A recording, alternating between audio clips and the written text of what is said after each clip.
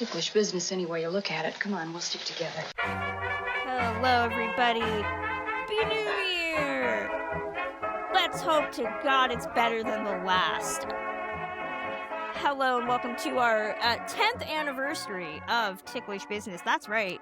The podcast that talks about old Hollywood and celebrates classic film is turning 10 in November. I don't know what that says about me, but, we're here.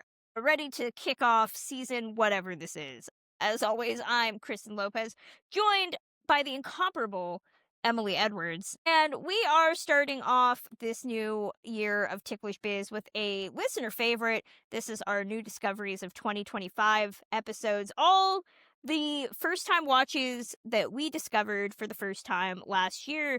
And I could only think of one person to have on as our guest for this, first off, 10th year and this episode, which she usually is the Nostradamus of these episodes because I always end up watching one thing from her list and fall in love with it. It is Samantha Richardson. Samantha, I'm so happy to have you back on the show. Thank you guys for inviting me. I will say, looking back on all of the episodes that we've done over the years, this is one of my favorites to always be a part of. Especially because we always just end up giving each other recommendations. And I remember our Cry Havoc, each of us discovered it over 3 years. And I'm just excited to keep that going. And I think I have a theory for that you might have watched that I know I love. So I'm excited to hear your thoughts on it. The Cry Havoc gift that kept on giving that led to an episode. Samantha also is the one that got me to fall in love with the VIPs, which is now one of my favorite Liz and Dick movies. It's not on my list because clearly I've seen it several times, but I'm just saying, if you ever want Liz Taylor, Richard Burton banger where Richard Burton is impossibly hot, go watch the VIPs. You'll thank me later. So yeah, we're doing this top 3 new discoveries. Before we get into that, though, our Patreon keeps the lights on at Ticklish Biz HQ. Our patrons are awesome. Several of them have been with us, I think, since I started Patreon. So we thank you, all of you, for continuing to support us with your money and your time. But if you want to help us continue to do bigger and better things, consider hanging out at patreon.com/ticklishbiz, where for just $1, you can get access to all sorts of swag, pins, our Discord server where we do pop on the regular and talk about the stuff we are watching and other old Hollywood topics. So head over to patreon.com/ticklishbiz and learn more. We would love to get some more patrons in this year. I think that's all the preamble, right?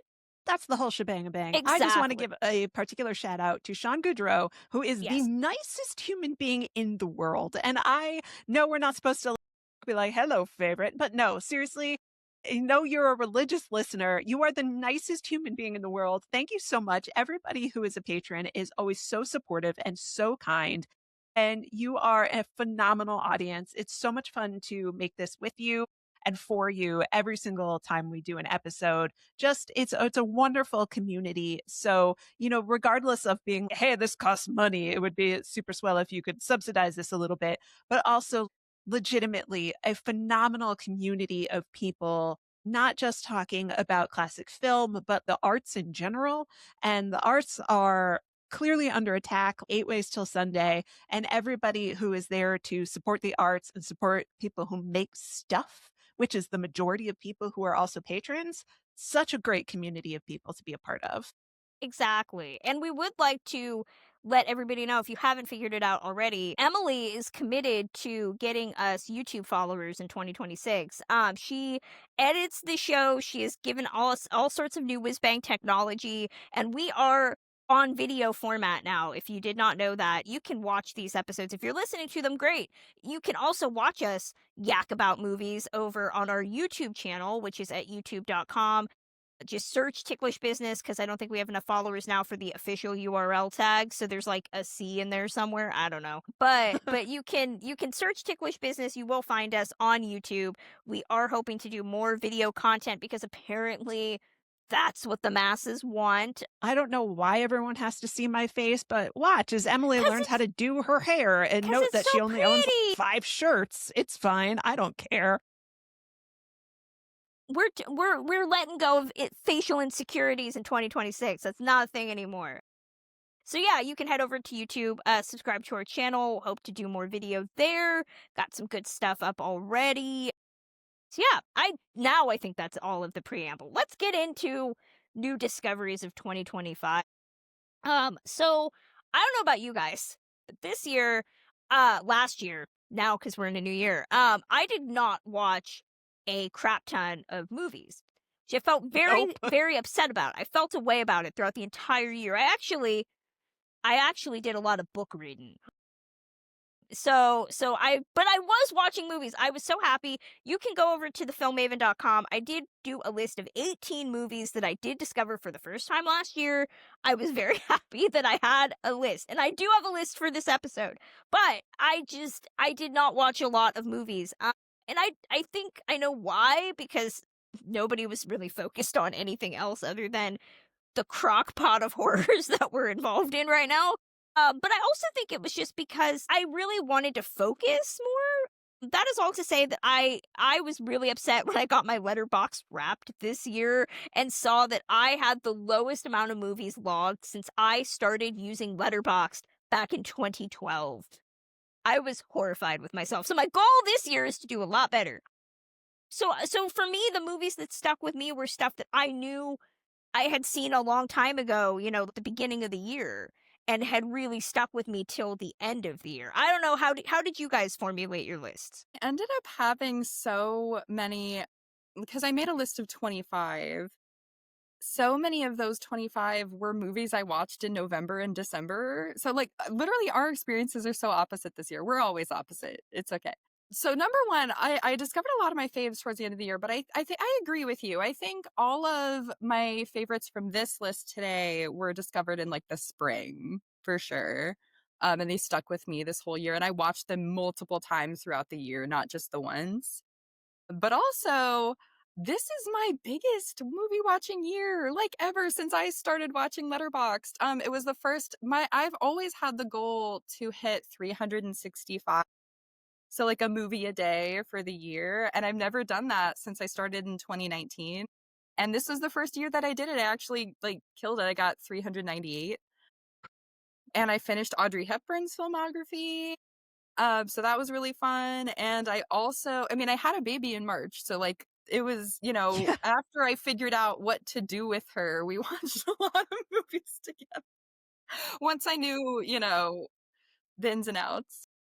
So it's been a lot of Disney movies too, stuff like that. But some of the comedies I think have really stuck with me this year for that reason, though. The comedies and the musicals. That is so much fun. You're like, I have a kid. I need to figure out things that are both passive and active at the same time. Newborns are wild. It's not even really that. It's just a genuine love for wanting to get her into my hobby, oh, you have to see this one. Oh, you have to see this one. She hasn't seen any of these movies before.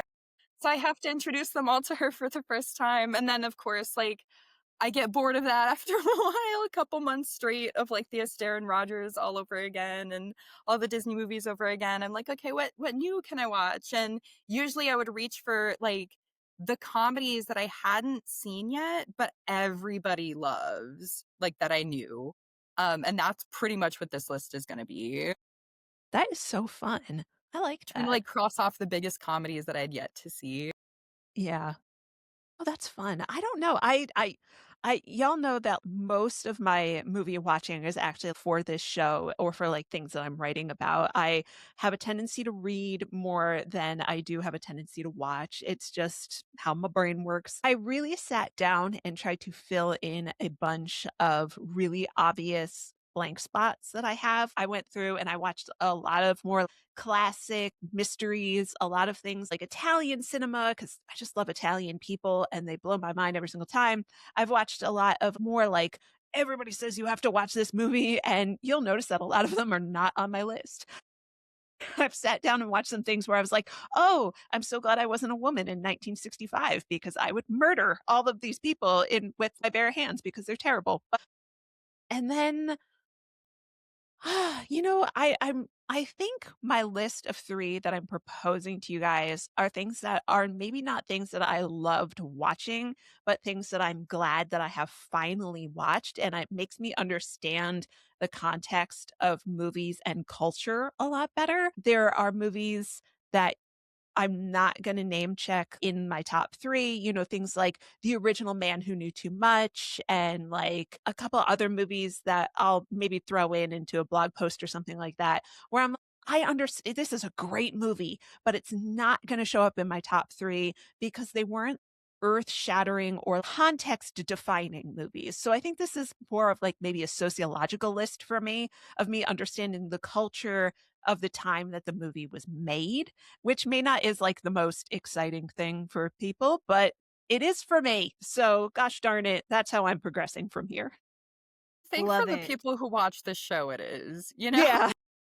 Exactly. That's why we love Emily. Emily is always like the babe in the woods that is coming into all of this for the first time. And so I'm Yeah. very interested to see what you put on your list. So let's get into it. Samantha, you're the guest. I want you to start us off. So give us your number 3.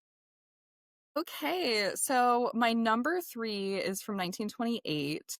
I have to mention that, I watched a lot of silent film this year, so much silent film, because I am writing my cookbook of classic film actress recipes, and I'm trying to go in order, starting in the 20s, making my way through the 60s with writing about all of these women. And on one hand, I've probably at least doubled, if not tripled, my knowledge of silent cinema in 1 year, which is crazy because I've always been a silent film fan. But at the same time, it was a harsh reminder of how slow my cookbook writing is going. That I essentially spent the whole year in the silent era and still am only halfway through the silent actresses. But one of those stars that I did get to write about and have finished writing about was Marion Davies. And I watched a ton of Marion Davies films. I really had no frame of reference. I had hardly ever seen one single Marion Davies film, but I got to see Show People, and it was a film that essentially, there aren't that many people in the silent film community. There are a lot of people in the classic film community, but the silent film community is a little smaller. Every single person in the silent film community is like, you need to see this movie. It will change your life. I would have told you if I had known that you had not seen Show People that you should watch it. It would change your life. Because it's so damn good. And it's not like a regular silent where it feels very dated. It feels very fresh. Absolutely. I think that for sure that's the biggest part, but also for me, I also, moved to LA last year. Finally, it was like a lifelong dream of mine. And this is such a love letter to 1920s Hollywood. And it feels like such a great, grand collaborative effort. Like, you've got Charlie Chaplin in there, you've got Marion Davies, you've got every star, every studio that was working in Hollywood at that time had their hand in this production. And it just feels like the perfect little love letter to Hollywood for that time. And obviously, the comedy is fantastic. I feel like this entire year has been proving to myself and to others that women were funny in silent cinema. Because you have your Chaplins and your Keatons and your Lloyds that really take up the space in modern conversation. But Marion Davies is one of the perfect examples of a very funny and gifted woman in silent cinema, and this movie shows it really well. But she also has some wonderful dramatic scenes. She shows incredible range throughout the whole movie. Anyone who's a fan of a film like A Star is Born, any version is gonna like connect to this as I feel like the original kind of story. And just the romance too. It's such a beautiful romance, and it always makes like I saw it I think 3 times over the course of the year, even though it was my first time watch this year. And I cry still every time. It's just such a beautiful, funny, romantic silent film. I love that you came out the gate with the silent film, shown both of us up. And B, I love that for once it's a movie I had seen that you loved. So I feel very cool to be again on Samantha's cool list of movies list I had already seen the movie. Emily, I anything you have want to to add recommend about? it. It's so good. No, I haven't seen it, but I'm so excited to. You guys know that I'm a comedy nut, and so even though my movie watching, you know, library is so much smaller than everybody else's, I gravitate towards comedy and specifically female comedians. So this is on the list of things that I need to track down and see ASAP. I think you would love it. Yeah, Oh, I'm sure I would. I think. So for Emily, why don't we do your number 3? Okay, so we're going to like literally the exact opposite of everything that Samantha just spoke around. Not only is it a movie from 1977, but it's also a documentary. And I'm going to tell you that my third favorite thing that I watched this year, everybody like stand back. It's Pumping Iron with Arnold Schwarzenegger. Love this choice. This is one of the most interesting things I have ever seen in my life. I have no like eggs in the basket of bodybuilding. I find this completely almost repugnant from like a physical standpoint. This is not like my thing at all. You both are laughing so hard and I cannot even imagine this. You guys are just like, Emily, we need to fire you as a host of Ticklish Business. But this is seriously one of the most Give you a raise. This is one of the most fascinating things I've ever seen in my life, especially because I watched it almost back to back with Spinal Tap. And Spinal Tap is a complete ripoff of Pumping Iron. It's so fascinating. Oh my God, watch them back to back. It's almost the exact same thing. It's so interesting. And it's like this weird, I'm a feminist in every single way that you can be. So to watch this extremely heteronormative masculine documentary, and it's such a jump back into 1970s Los Angeles, and it's so interesting because you have like the East Coast West Coast wars between like Schwarzenegger, who's not Los Angeles, but he is because he's so Los Angeles. He's so clearly doing this to be famous. And then you have the guy who pumps iron in like his Brooklyn basement and everything is mafia coded and it's so wonderful. It's such an interesting movie. Oh, it's so interesting. When you're You're asking selling which it. This is probably the funniest addition to these kinds of episodes that I have ever been a witness to. And I'm just so glad that I was here for this. I think I might blow your guys' minds with my list of top 3 movies. I'm not just going to lie. saying, Sounding like it.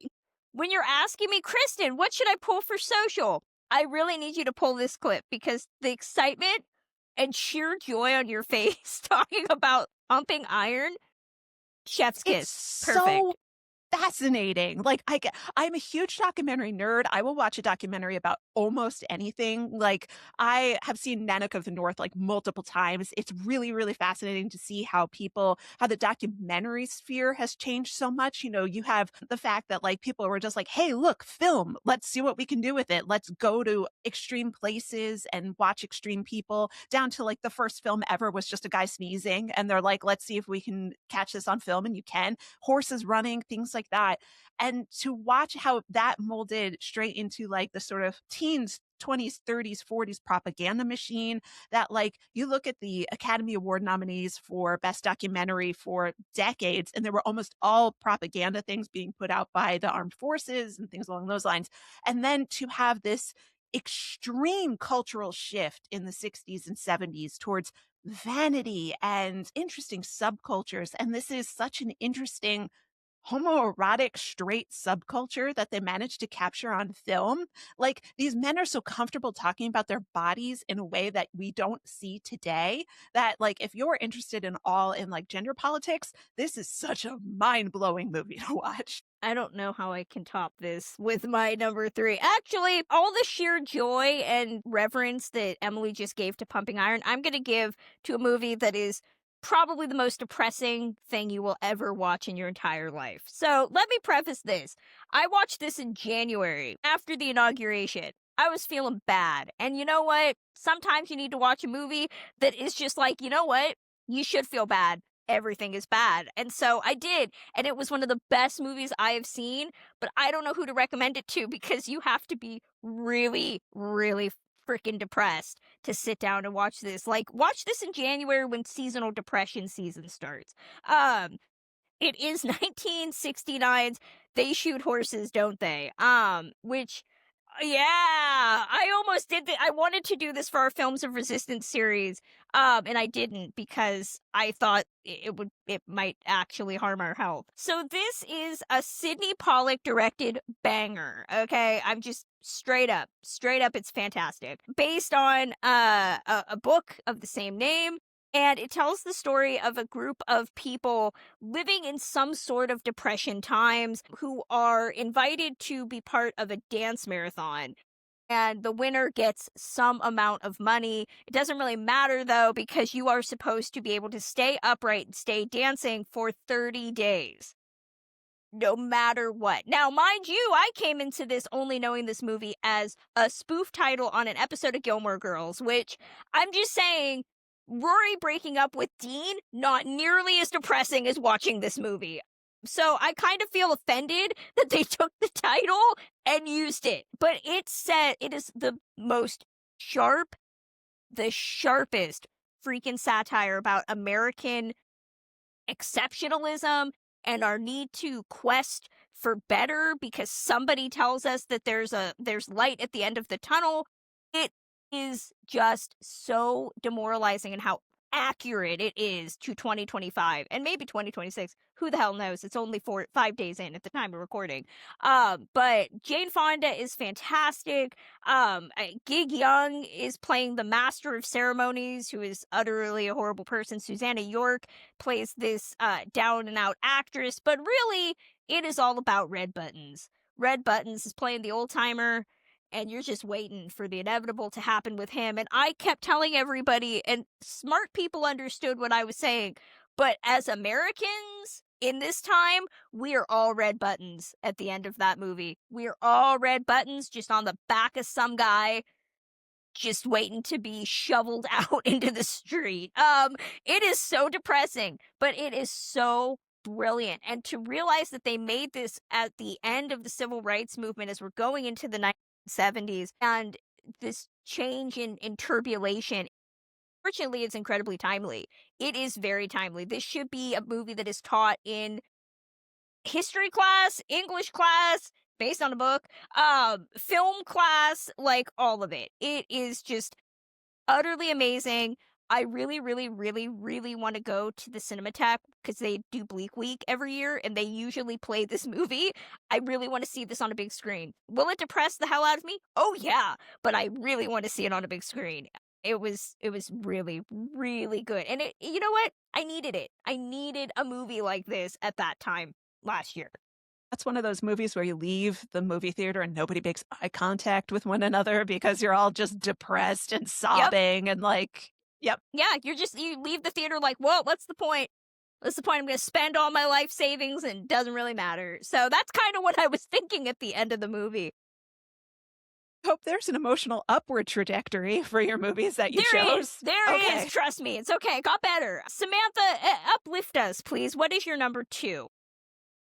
I just want to mention real quick that I have not seen that, which is crazy. I know I should fix that. Samantha, you're too bubbly and no, I don't know if I want you to see it. I don't know if I want you to. I don't want it to make you sad. How can you keep me away? That's true. I'm just gonna tell you, nobody gets a happy ending at the end of the movie, but especially Jane Fonda and Red Buttons. Okay. Well, thank you for that. Yes. Going back to comedy, though. Uplifting. Hey. Yes, take us back to comedy land. It's great there. I have heard of this movie so many times. I hate to say there are certain movies within like the classic film community that I feel like get assigned to certain demographics within the classic film community. And this was, to me, a boomer movie. I was like, even though it was a classic movie, this is for boomer men to laugh at. And it's not for me. And it's a mad, mad, mad, mad world. Interesting. I didn't know you had never seen this. I know. Considering the cast, you would think that I had gotten to this one, but no, I just discovered this one for the first time this year. And there are so many reasons why I love this movie. I mean, the cast is obviously like the biggest. You've got Jimmy Durante, though probably the only movie I really love him in. I really like Mickey Rooney. I think he gives a great performance. I mean, just cameos out the wazoo. Buster Keaton, Sterling Holloway, Jerry Lewis, anyone who ever did comedy was in this movie. So that's out of the way. But in addition to that, I feel like it was the shortest 3-hour movie I have ever seen in my life. It flies by. It barely feels like an hour and a half. And I actually think they could have even added to it, which is so crazy to say for such an epic comedy. But also, really, the reason why this movie just captured my heart completely, probably the biggest, even more than those two things, it's probably the most lovingly photographed film of like the Palm Desert, Palm Springs area that I've ever seen. And the fact that that's where I grew up, and like this vision, this lens of that area is exactly how I see it and remember it and love it. That definitely makes me really love and remember this movie. So definitely recommend it if you guys haven't seen it. So crazy that I haven't seen it. If there are any of you out there that haven't, you need to fix it. And then go get an In-N-Out burger afterwards because of the... Ideally on the big screen at the Cinerama Dome when it comes back. Yes. Oh my God. You know, future event planned for TCM Film Fest right there. Exactly. Take everybody to go see that. Before. They have. Yeah. I don't know if the In-N-Out part was there, but yeah, that's a thing. So I feel like... Well, that can just be a tradition. You've seen It's My. I feel like I have, but I can't, like, I've seen a lot of Milton Berle movies in my life, so I feel like I've seen this, but it's like, it's not immediately rushing to my head, so I may not have. That's Feel the most like it's a wishy-washy movie you would answer be possible, into. but yeah. I didn't really sell the plot for those that don't know the plot. It's basically just 8 different people who witness a man crashing his car and dying, and before he dies, he reveals a vague location to a lot of money, and these 8 people selfishly decide to like compete against each other in a crazy race to this location. It's essentially the Great Race. It's essentially the The Great Race. Great Race was one that I already know and love. So I feel like, again, it's just right within that same vein of like comedy epics of the 60s that were just so great. They don't make those anymore. Like, No. they don't make comedies anymore, but like, just like the idea that you're like a road trip movie with hijinks, like more added hijinks. It's a formula that works so well. We need to bring that back. Heck yeah. Actually, always said that I would love to see The Great Race remade. And I already had like a fan cast in mind. I think Mila Kunis or Natalie Portman for Natalie Wood's role. And I think Will Ferrell for Jack Lemmon's role would be really great. And I'm not even a big Will Ferrell fan, but I think he'd be perfect. And before he was canceled, I was really hoping for Armie Hammer in the Tony Curtis role. But we'll just have to find some other handsome guy.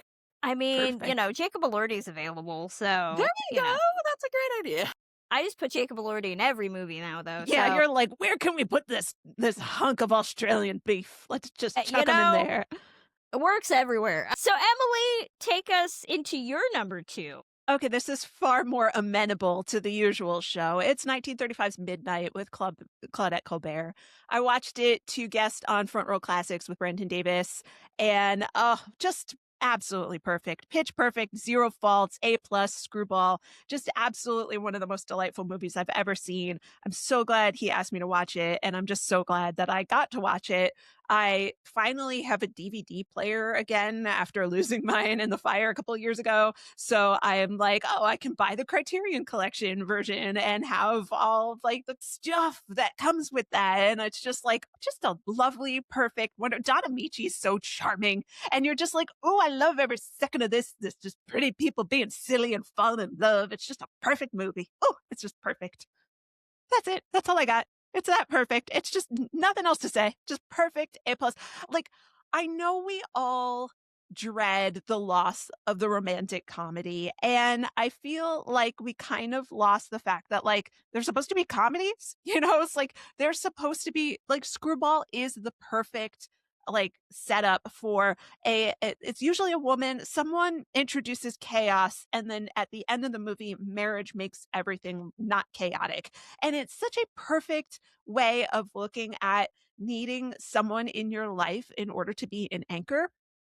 And it's such a wonderful way of looking at relationships that like you are a person set adrift. And I know we have like there's so much like what ways you can make this negative, but I don't think it is. It's just you need someone or many people in your life, however you do relationships, to be there for you. And that is the goal of a Screwball, is to take chaos and make it orderly. It's very similar to mysteries and mystery movies, which is like what I write. And so it's like you have chaos and you need order. And then the Screwball does it through love and partnership and finding people who get you. Just watch it. And it wasn't available to watch like anywhere for like a bajillion years. And now it's finally back on hard disk and you can find it and watch it because it's great. I just have to say real quick, I thought that this was going to be one of Kristen's picks, but So, hey, I didn't say we should call Makoko for this episode because I did not believe there was a chance in hell that we were going to have competing choices. So, let's just get my number 2 was also Midnight from 1930, and I was shocked the minute you said it. I was like, Makoko. I'm sorry, but I just kept yammering because I was fine, like, it's such a good movie. I was shocked. I was so happy that we are of one hive mind. No, I mean, Midnight, it's one of the perfect, I think, 1930s screwball comedies, which is weird because I usually don't like Mitchell Lyson directed films. He's got a couple that I like, but he's not my go-to like director. But I mean, for people that don't know the plot, Claudette Colbert kind of plays this chorus girl, maybe con woman, we're not really clear, at this fancy party. John Barrymore plays a guy that's in a loveless marriage with Mary Astor, who is just like constantly baiting people throughout the entire movie. But John Barrymore's character decides that he likes Claudette Colbert's gumption, her moxie, and lets her pretend. He helps sell her lie that she's this famous countess. She's married to this famous count. And Don Amici plays the taxi cab driver that picks her up, and he shows up at a certain point. There is a part in this movie where John Barrymore and Claudette Colbert are conjuring up a fictional backstory for her husband, because Amici shows up and he's like, you owe me money and also I love you. And she's like, yeah, you're screwing up my plans. And he's like, well, actually, if we're all lying about stuff, I'm going to tell everybody that I'm the famous count that you're married to. But this whole discussion of her backstory is hilarious, especially how Mary Astor is kind of the deadpan character that's trying to like justify everything, where she's like, oh, I heard about that, but she's not in on the joke at all, that they are totally. It's such a skillful comedy, which we shouldn't be surprised that the comedy and the screenplay is so sharp because it's written by Charles Brackett and Billy Wilder. So it's a perfect movie. It was going to be my number 1, but then I switched at the last second with something else, but it's so good. It's so good. And me and Emily really now need to just do a proper episode on it. We probably should. I mean, yeah. I love the fact that Barrymore is not lecherous at any point. As soon as he kind of clocks what's happening, he's like, let's just have fun with the rich idiots. And it's just like, you are one of the rich idiots. But he's just like, let's just have fun. There are no consequences to this whatsoever. Also, it's great. Also, he's like, my wife is having an actual affair in front of my face. So if you go out and try to like get in the middle of that, I can prove to my wife that she's a cheating skank and also maybe get her back. So like, he's got romantic aspirations in the worst way. Yeah. It's great. I just love anything where he's prominently featured, because I feel like that happened too few and far between. I'm just a massive, massive, massive John Barrymore fan. If I had known you guys were going to be talking about Midnight this much, I would have worn my John Barrymore sweater. Yes! Future John. Well, there is a biography coming out this year, I think, about John Barrymore. About that. So what I'm hearing is John Barrymore episode. So, yeah. I love that man. How I love that man. we had 2 listeners who responded to my social media poll about trying to find what new discoveries you guys liked. We did get some responses that I'm pulling up right now. Mr. Rewatchability _69 responded with, I watched A Face in the Crowd and it was incredible. I still need to see this one. I was Which is going weird. to I say, know. because speaking of politically relevant films, like Yep. that should be on your list. Yep. I know. And I love Patricia Neal, so She's and I amazing love in that movie. and I love Tony Franciosa. I'm the only person that loves Tony Franciosa who is also in that movie. You won't find a better Andy Griffith film. There is not one. I'll take it. And our good friend Adam Kautzer also responded with Shane. I've also not seen Shane. I'm not big on westerns. I need to get better at that, but yeah, it's happening. So yeah, thank you for again, if you have ones that didn't make time, please feel free to respond and we will read them on the next episode. Just because we did this episode doesn't mean we do not read your comments at a later date. So yeah, Samantha, number 1, tell us what it is. All right. So I will say, up to this year, my experience with Peter Bogdanovich was very limited. I really had only seen The Last Picture Show with you guys. So, like, for this episode. So I think I know what it is. I know. On the other hand, too, here, as I mentioned earlier at the beginning of the episode, I really was reaching for like the biggest and the best comedies that I had not previously seen. And I know that Barbara Streisand is essentially one of my favorite actresses, and every time I see something of hers, it's more phenomenal than the last somehow. And this year, my biggest discovery, without a doubt, was What's Up, Doc from 1972. It's such a loving tribute to like bringing up babies specifically, but Screwball in general. But it also has so many of those classic 70s elements, like in the costuming and in the casting. It's just a funny. Sorry, I got some caught in my throat. It's just a funny, adorable film. Barbara Streisand, I mean, I don't know if like she's ever been sexier in a movie. Like her on top of the piano singing as time goes by, I feel like that was just for the film fans specifically. Just everything about it, from the opening song to every single little bit of slapstick business to every single little bit of dialogue. I feel like Ryan O'Neal, I'm not too familiar with him up to this point, but and I know, I found out a lot about him personally this year, but this film, this performance was incredible. I'd say one of the best leading man movies, easily of the 70s, maybe ever. And the ending was just so, so fun. Lots of like little Looney Tunes references, just truly a tribute to every facet of comedy. And probably Barbara Streisand's best other than Funny Girl, because Funny Girl's my all-time fave. I can never put anything above Funny Girl, but just right up there. So good. Like, absolutely watch it if you haven't seen it, if you love Screwball and the Golden Era at all.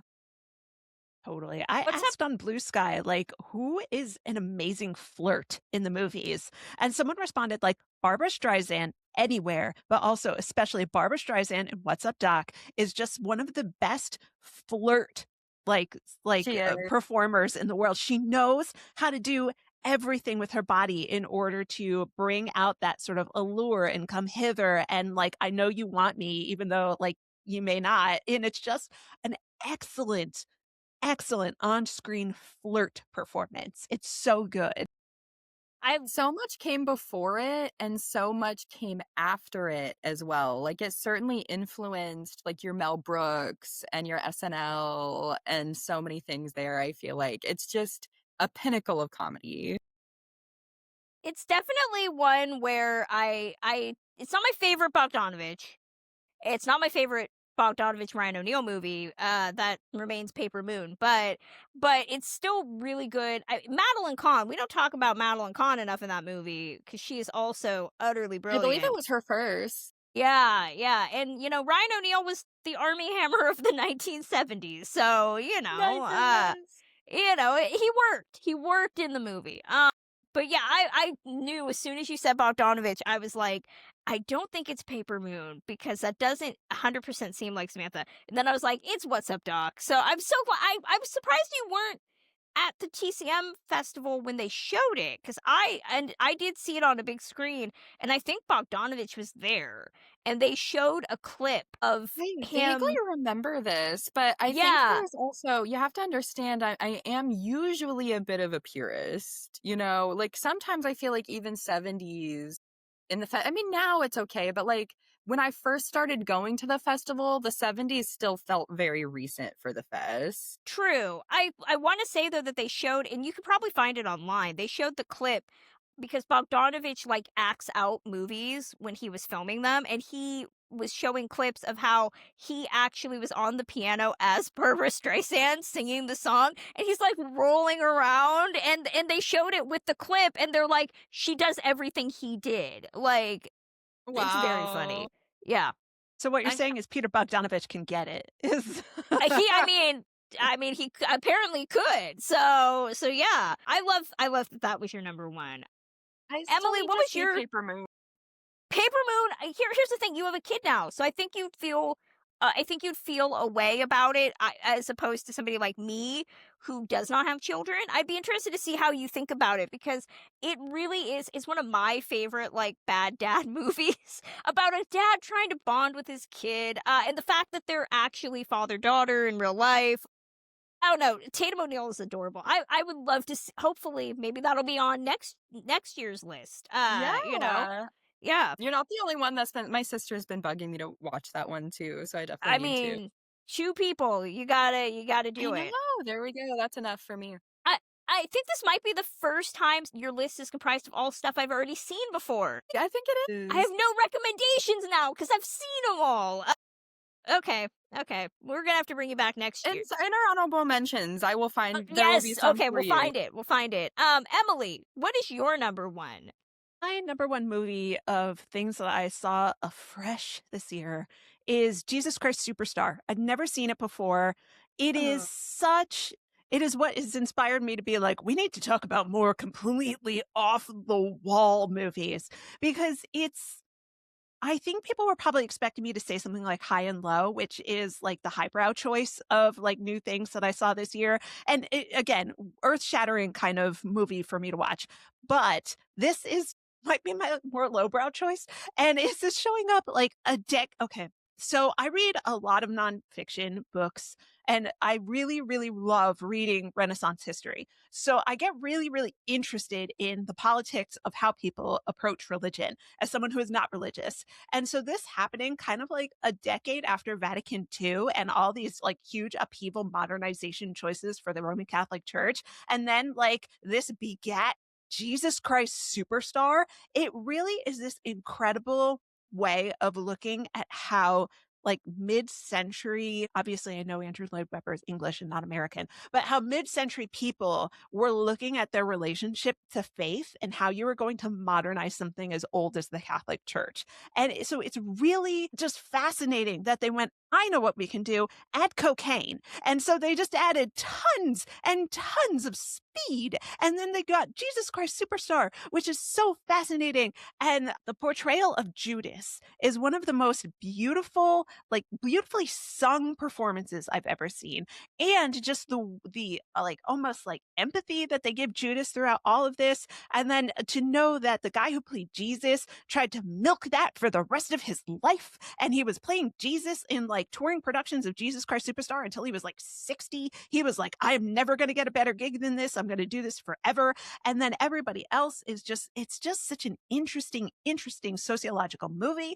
And then they did the Hollywood Bowl version of it, which I still haven't seen. I didn't get tickets to it, but I saw little clips of it. And it was really fascinating to watch something that is now, 50 years old being done today with maybe, I don't know if I got the right thing out of it. So the casting was really fascinating. You had Cynthia Erivo as Jesus, and it was just really, really interesting casting. So I think it's one of those movies that I'm excited that it exists also as a stage version so it can grow and it can evolve. But the movie filming of it is so mind-blowing and so it's like the wall of sound, you know, the Phil Spector wall of sound, but like visuals coming at you all the time. It's such a fascinating movie to lose yourself in for a couple hours. I love that. I have not seen Jesus Christ Superstar, but I feel like I need to because I feel like I would have opinions as a terrible Catholic. Yeah. No, I know what you mean. Places as a kid, like as a teenager, and I loved it, but I've never actually like sat down and watched it beginning to end, and I should. So that's a great recommendation. It's a really, really interesting thing because, like, I was definitely like, when I was in Catholic school, they were like, Godspell, that's what you should watch. And I was always like, yeah, you know, it's like the much more like, it's not entirely wholesome, but it's the much more like kid friendly, being like Jesus and sings. But Jesus Christ Superstar is like, actually, there's so many politics behind this, like, that you can really just get your teeth into. And it's just such an interesting and also extremely weird experience. I think I watched 25 minutes of Godspell and I was like, I feel like I need to be high to watch this, and then I just gave up, and then I never went back and watched the rest of the Christ-centric musicals that the 70s apparently loved, next to like this and Joseph and the Amazing Technicolor Dreamcoat. So, you know, I thought you were going to put Hair or something weird. No, but I've seen that a million times I love before though this, that but you this. really went all in on 70s musicals this year between that and Hair. It's true. Hair is much more aligned with like how I was when I was like a teenager and really like getting into like counterculture and like defining what counterculture is. But Jesus Christ Superstar now as an adult is like I can see how people were grappling with culture more rather than like just saying like forget the squares, I'm cool, you know, which is what Hair essentially is. I love that. I did not pick a Christ-like movie, or maybe I did. I don't know. If you're a religious sort, maybe you can make the argument. Yeah, so I started this list talking about one of the most depressing movies of all time, and I'm gonna end this list talking about a movie that is just reminds me of the type of movies we don't make anymore. And yes, somebody's gonna roll their eyes when I say the adult drama, or more specifically, the adult dramedy. Little bit of drama, but then it's mostly comedy and it's a heavy dose of romance. And so I'm going to also stay in the 70s as well because I'm talking about 1977's The Goodbye Girl. Yay! Neil Simon. Barefoot in the Park, I think, was on a list the year I discovered Barefoot in the Park. Don't quote me on that.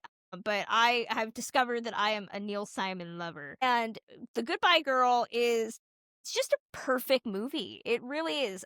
It's directed by Herbert Ross. It tells the story of Paula McFadden, played by Marsha Mason, who is got a young and precocious daughter and discovers that her partner has broken up with her and has sublet their apartment without telling her. And knocking on her door one day is a guy named Elliot Garfield, played by Richard Dreyfuss. And it starts, involving this kind of like enemies to lovers-esque plotline where they all have to live together and eventually become adults and realize that, how do you make a relationship work? It is just so funny in the lived-in moments of two people at odds living with each other and all, usually you get the relationship and then the living together and the problems that ensue. This is backwards and it does that in such a great way. Again, this paired really well with another Neil Simon movie, Barefoot in the Park.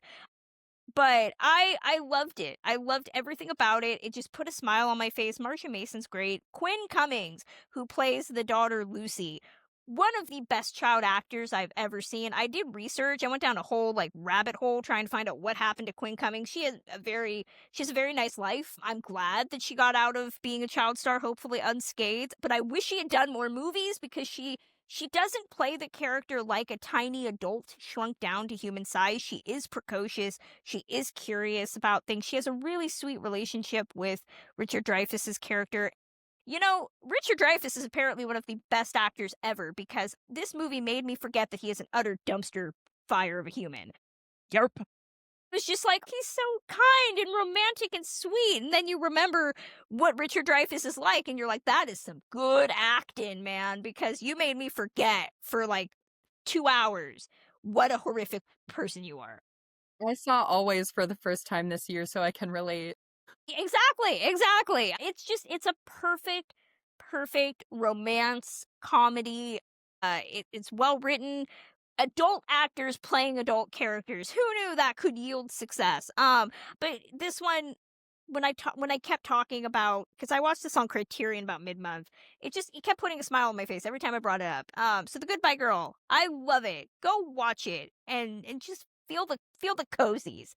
Neil Simon is one of those writers that I think, like William Goldman, which no matter how much you love their work and how much they're celebrated, they should be celebrated more. Neil Simon is such every movie that or play that you read or watch that Neil Simon wrote is it's so human in the way that you're like, do you just like watch people all day? Do you have like live feeds of human beings in their homes because you understand how people interact with one another in a way that like a lot of other writers do not get. And sometimes you want the fantasy, sometimes you want the midnight, but when you want real people, Neil Simon is one of the guys who is going to deliver real people for you.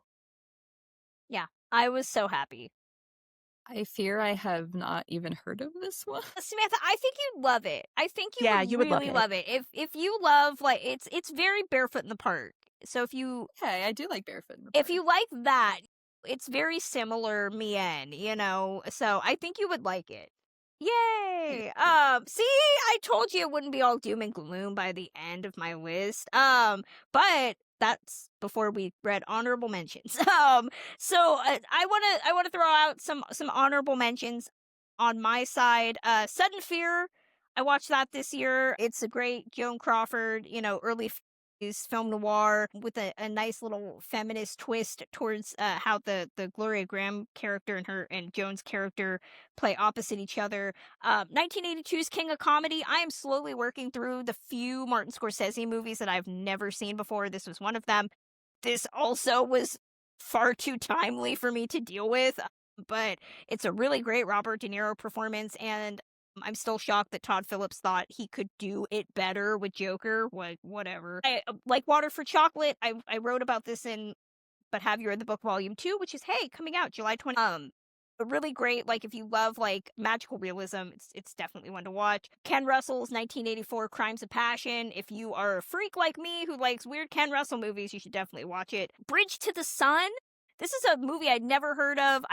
I watched it because James Shigeta was in it, and it's a really, really fascinating drama with him and Carol Baker as an interracial couple and the arrival of World War II that is told from a very humanist perspective that does not demonize anybody. And they make a beautiful couple. Alice Doesn't Live Here Anymore. That's another Martin Scorsese movie I'd never seen, and this one almost made my list. If we had done 5, this would have been in my 5.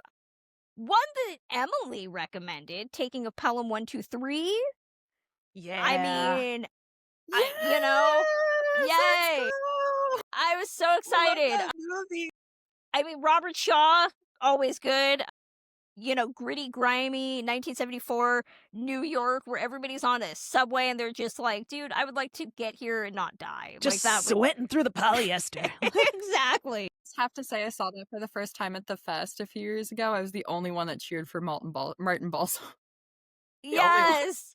1955's The Big Combo. I saw this at TCM last year, and I was shocked because most people who know me know I hate Cornell Wilde. But I really enjoyed this. I think because Richard Conte is just like playing a villain that is just like utterly evil, but also weirdly sexual for 1955. There is a scene in this movie where we were all like, what is he doing? And is he allowed to do that in a 50s movie? Were men doing that in the 50s? The answer is maybe Richard Conte was. I don't know. Also, the queer subtext, it's text in the movie, is great. And where's Mademoiselle Fifi?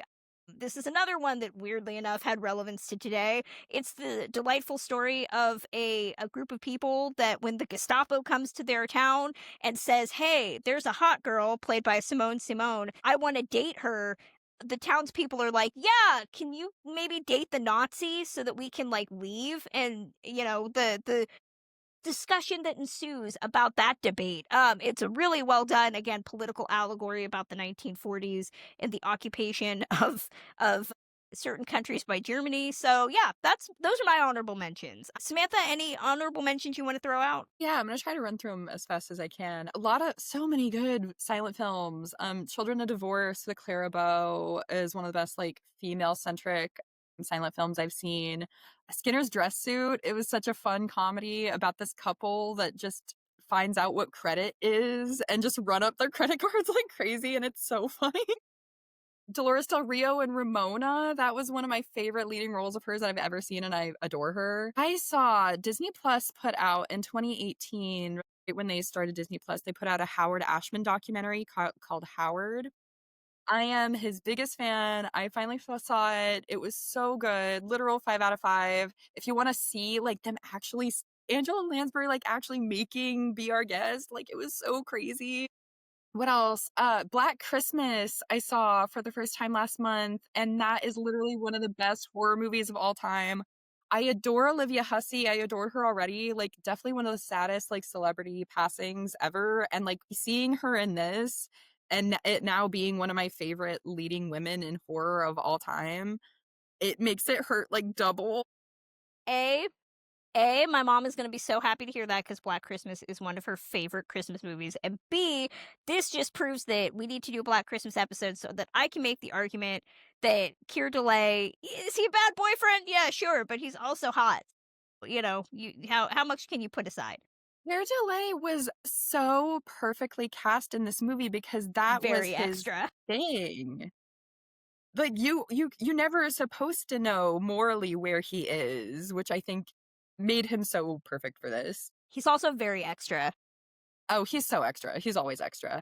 I saw the Beauty and the Beast, the French version for the first time, which was so incredible. It was a beautiful, beautiful film. Like I literally had no idea what to expect and I loved it. Westward the Women is one of my favorite Westerns of all time now. Easily the best female-led Western of all time, but maybe one of the best female-led movies ever. Like, these women are badass. The things that they go through and do as a group, they all stick together. It's women supporting women. If you want that in a movie, watch Westward the Women. You need to do it. I will also say there's one more. This is maybe like, you guys, if you gotta pick one that maybe is like kind of an out of the way, that's dark, this is the one. It's called The Incident. It's from 1967. It doesn't have very many big actors. It has Ruby Dee, it has Beau Bridges, it has Martin Sheen as Jan Sterling, but that's really about it. But it's about these two men. It has probably aged so incredibly well, like compared to any movie I've seen. It's so dark, but it's aged so well. It's these two crazy men who essentially take a subway, sort of like taking a Pelham 123. But these two men terrorize each group of people on the subway one by one.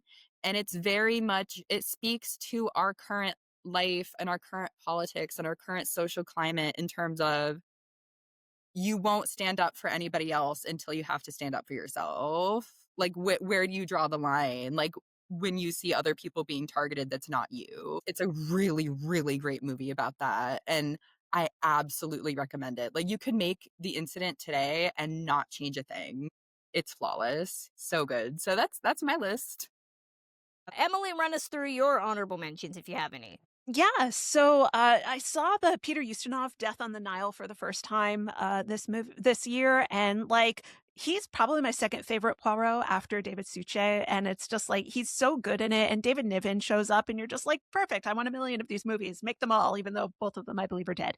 I want all of them. And then I did Roger Corman's like Poe cycle, and so I have to say that like The Raven, far and away, just like the best goofy movie I've ever seen in my life. They all know why they're there, and it's to make this silly ass movie, and it's wonderful, and I absolutely loved it.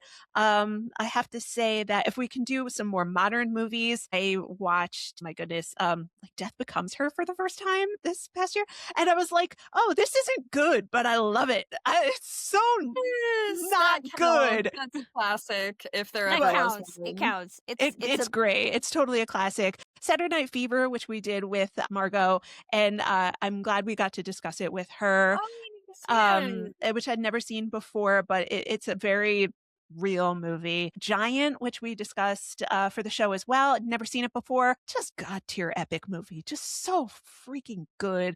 And then I would have to say that I recommend highly, and this is such a me suggestion of, again, it's the 1980s, but early 1980s, Dead Men Don't Wear Plaid with Steve Martin. Again, directed, co-written with Rob Reiner. May he rest in peace. Just absolute, Carl Reiner, not Rob Reiner, but still, may they both rest.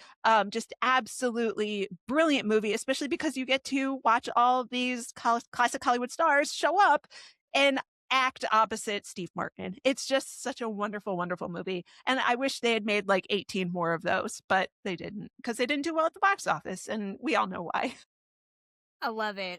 Listeners, as always, like I said, you can send us your first-time discoveries list. You can email it to us old school at ticklishbiz@gmail.com, or you can send it to us through our social media or at ticklishbiz everywhere except Twitter, which if you're still using Twitter, I don't know what to tell you.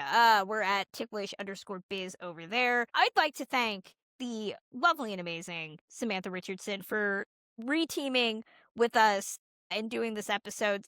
Please tell listeners where they can find you, anything you have upcoming that they should know about. Thank you. Thank you guys again so much for having me. It's always so fun.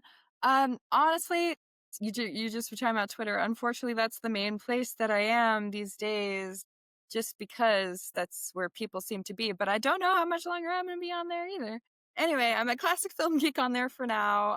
I am on Blue Sky too. Don't really post. But you can also find my blog at musingsofaclassicfilmatic.com. So that's going to close out this episode of Ticklish Business. As always, you can reach us through email or at social media at Ticklish Biz. We do have our YouTube channel. Just go to YouTube, search Ticklish Business, and be sure to like, share, subscribe there, as well as everywhere else, so that you can stay in the know about what we have going on out there. You can always find me on social media at Kristen K. Lopez, unless it's Instagram, because somebody has my preferred username. So you can find me on Instagram at KristenLopez88. I also am over at thefilmmaven.com, where I talk all about Hollywood, do reviews, all sorts of things over there. Please consider like, share, subscribe to all of those channels. And my books, But Have You Read the Book? Volume 1 is out. But Have You Read the Book? Volume 2 is now available for pre-order. I found that out the other day, which you can do wherever you buy your books. And my book, Popcorn Disabilities, about disability in film, is available wherever you buy your books, I've been told. So consider supporting me there. Emily Edwards, where are you? What do you got going on? I am everywhere on social media at Ms. Emily Edwards. That's mostly Instagram, Blue Sky, and regrettably TikTok, where I hate and begrudgingly show my face and try to make people laugh. It doesn't work so well. I'm also at MsEmilyEdwards.com, where I have been newslettering more and more about silver screen sleuths and other mystery adjacent things. As you can tell, that's probably my favorite genre of things. If you have any suggestions, I'd love to have them. My brain is wrapping around things that I want to do with that, but I always love getting suggestions. We are not limited to time periods, so feel free to mention stuff that came out like 3 years ago. I don't know. I don't care. I am always interested in what people have to say, so you can find me at Ms. Emily Edwards absolutely everywhere, and send me a comment, especially if it's nice. Thank you very much. And of course, as we said at the beginning, please consider joining us on Patreon at patreon.com/ticklishbiz. We do all sorts of fun things and interact with you. Please consider continuing to help us support and keep this podcast rolling. You can find out more over there. Yeah, I think that's going to close us out. We will be back with our next episode soon. Till then.